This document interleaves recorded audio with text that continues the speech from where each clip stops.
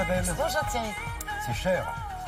Qu'est-ce qui est cher? Enfin, c'est cher qu'on écoutait là à l'instant. Ah pardon, excusez-moi. Oui, mais justement, c'est volontaire parce que nous allons parler des produits bio puisque récemment, il y a eu un salon Natexpo du 22 au 24 octobre. Oui. Réservé exclusivement aux professionnels. Hein. Alors, quand je dis réservé aux professionnels, dans un grand espace comme celui-ci, qu'est-ce qu'ils peuvent bien y trouver? Des nouveautés, j'imagine.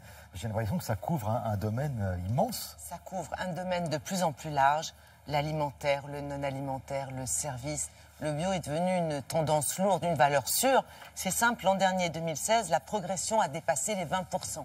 C'est carrément inédit. Je crois qu'on est entre 21 et 22% de progression de la demande. Donc, si vous voulez, les fabricants réagissent et proposent de plus en plus de produits dans des domaines de plus en plus variés pour satisfaire cette demande. Et donc, ce salon prend de l'ampleur. D'abord, il se déroulait tous les 2 ans. Maintenant, ça sera tous les ans. Ensuite, c'est à Villepinte que ça se déroule, avec carrément 850 exposants nationaux et internationaux et des visiteurs qui sont plus de 12 000, qui sont à la fois la grande distribution, mais aussi la distribution spécialisée, les parapharmacies, enfin tous ceux qui s'intéressent aujourd'hui à la distribution du bio.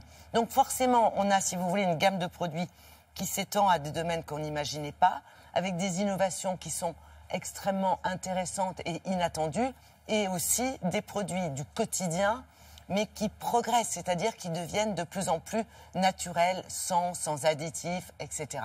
Donc je n'en dis pas plus, voici la petite visite guidée du salon.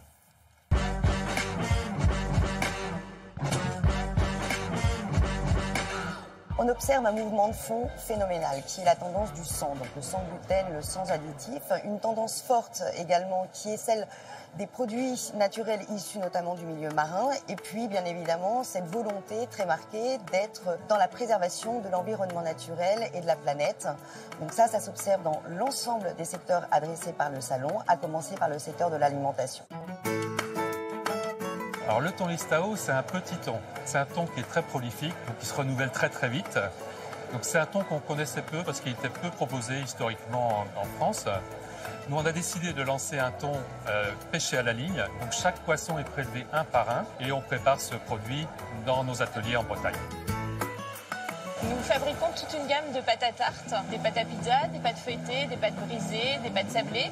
Donc une gamme pure beurre, très gourmande, donc fabriquée avec uniquement des ingrédients simples comme de la farine, du beurre, du sel, de l'eau, du jus de citron. Elles ne contiennent aucun additif, pas de conservateur, pas de colorant et elles sont très simples à utiliser. Nous proposons de la spiruline, petite algue alimentaire, d'eau douce, pleine de fer, de bienfaits, de minéraux, d'antioxydants. Nous la déclinons sous forme de spiruline alimentaire, cristaux, paillettes, confettis, mais aussi en crackers, avec des graines de courge, graines de tomates, graines de tournesol, pour un apéritif entre amis, à consommer avec plaisir et surtout sans modération. L'autre tendance qui se dégage sur la partie cosmétique, par exemple, c'est une attente marquée de la part des consommateurs de produits très pointus, très sains et évidemment totalement naturels et bio. Donc là, aujourd'hui, les fabricants de produits cosmétiques proposent des innovations de manière très récurrente, très régulière, nées du hasard ou nées évidemment de longs mois de recherche.